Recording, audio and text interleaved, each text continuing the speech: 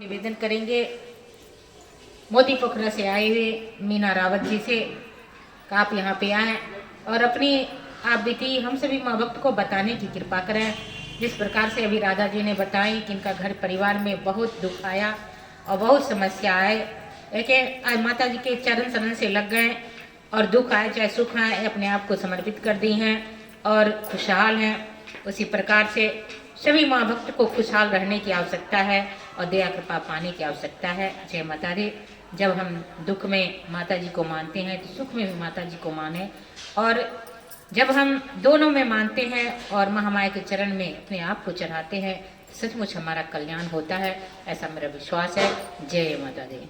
सच्चे दरबार की जय। परम पूज्य सदगुरु श्री माता गुरु श्री की जय। परम पूज्य श्रद्धेय भैया की जय। सबसे पहले मैं अपने परम पूज्य सदगुरु श्री माता गुरु श्री के चरणों में समर्पित होते हुए परम पूज्य श्रद्धेय भैया के चरणों में समर्पित होती हूँ।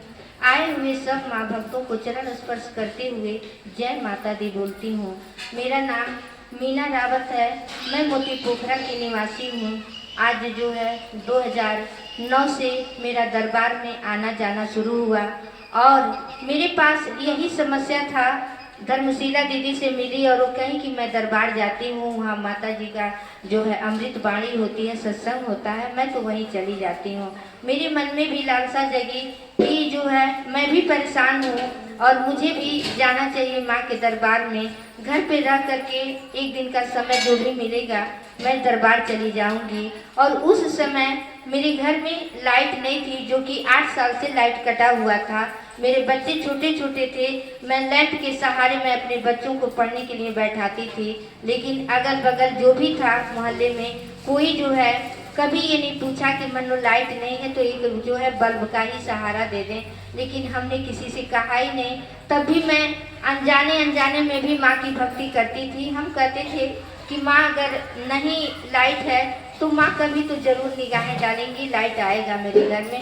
जब माँ का जो है सहारा मिला, माँ का दरबार मिला मुझे, तो माँ से मेरा पहला प्रश्न यही था, माँ के द्वारा पूछा गया कि आपको क्या परेशानी है। तो मेरा परेशानी यही था कि जीवन में बहुत बड़ा दुख संकट यही था कि मैं सिटी में रहते हुए मेरे घर में 8 साल से लाइट नहीं था। मेरे बच्चे छोटे छोटे लैंप के सहारे पढ़ते थे।